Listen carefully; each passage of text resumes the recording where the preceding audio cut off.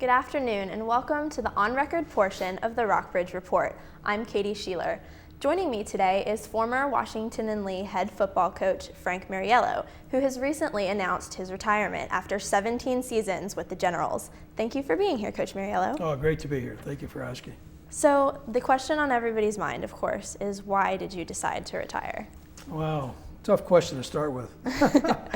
Oh gosh, a couple factors I think. One, kind of woke up one morning and decided or thought about, geez, I'm 67 years old.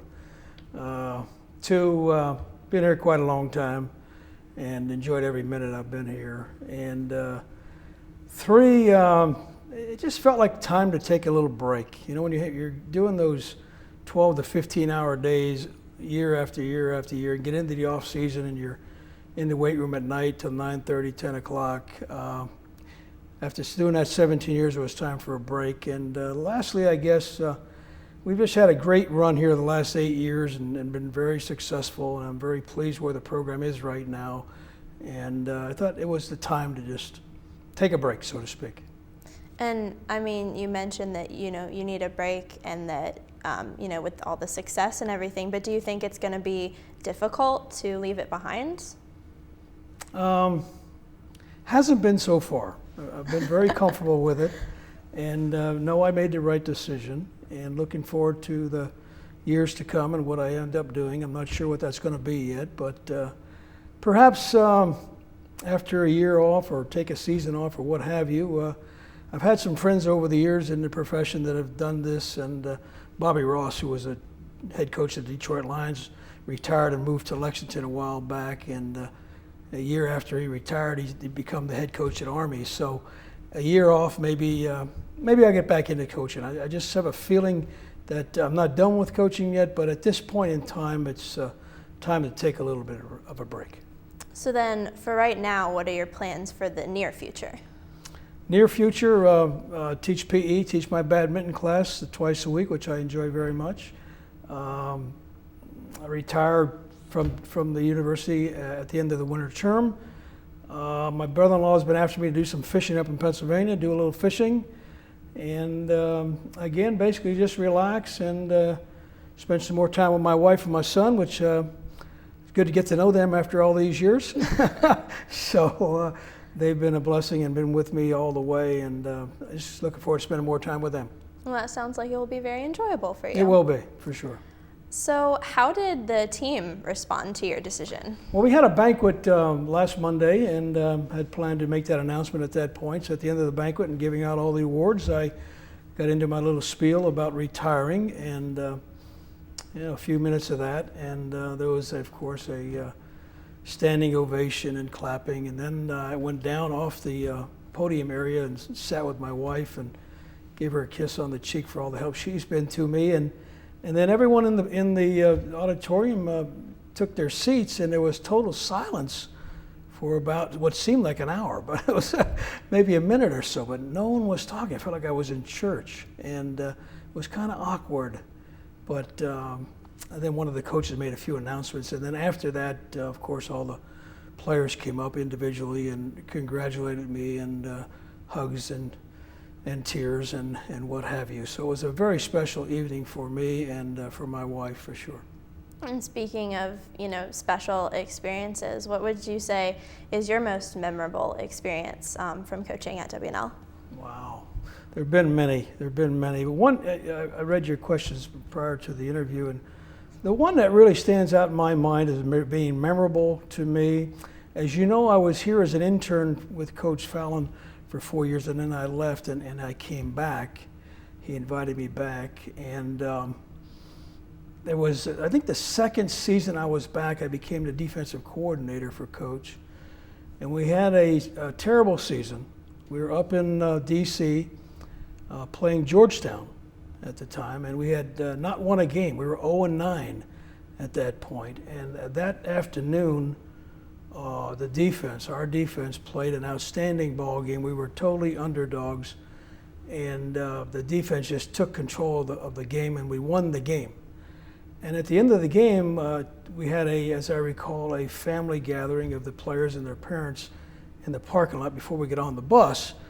And I recall Coach Fowling coming towards me, and we made eye contact, and then he embraced me and whispered in my ear, "Thank you for coming back." And to me, of all the things that have happened, when I read that question, that's the one moment that came back to me as being the most memorable of all the things that have happened. Wow, that's a wonderful story.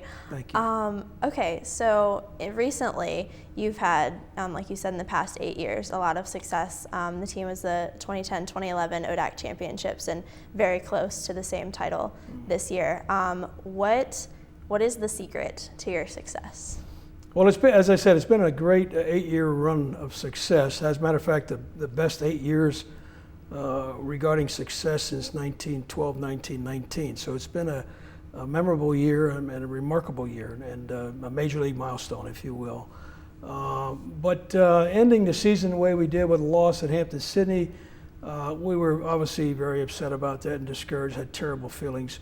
But the bottom line in that game, I think, was that we just couldn't make any plays, and the bright spot for me, if there was one, was getting behind 28-0 in the third quarter, and the guys just kept on plugging away and stayed focused and great poise and great character, and came back and made a real game of this thing, and ended up losing, I think, 35-42. But the thing that stays with me is the togetherness of that team to do what they did on that afternoon with all that was at stake, the championship, back-to-back titles, a 9-win season, which hasn't happened here since '62. There was a lot on the line, and we were very upset about the loss. But again, I'm very proud of those gentlemen for doing what they did, being down 28-0, and there's a sign in front of my desk, been there since I took over for Coach Fallon, which says,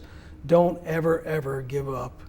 And they surely didn't do it that day, and came up a few points short, ran out of time.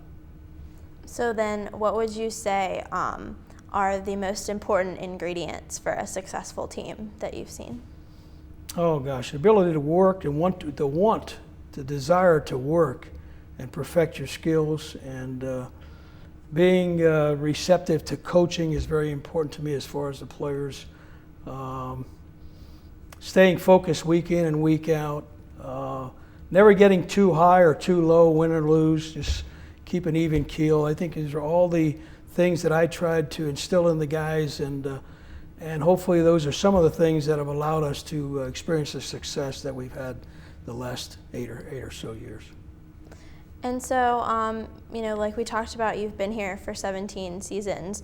What about the world of college football has changed during your time here? Oh gosh, I live in such a little bubble here in Washington Lee. The world of football, what has changed?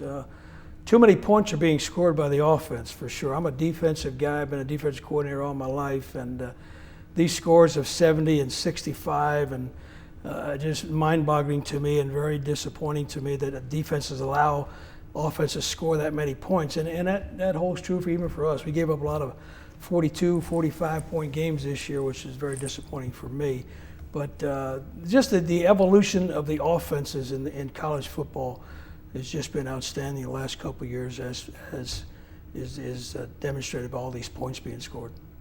And I mean, so do you think that in the news lately has been the Division I sort of controversy about whether or not Division I athletes should be paid extra in their financial aid for playing?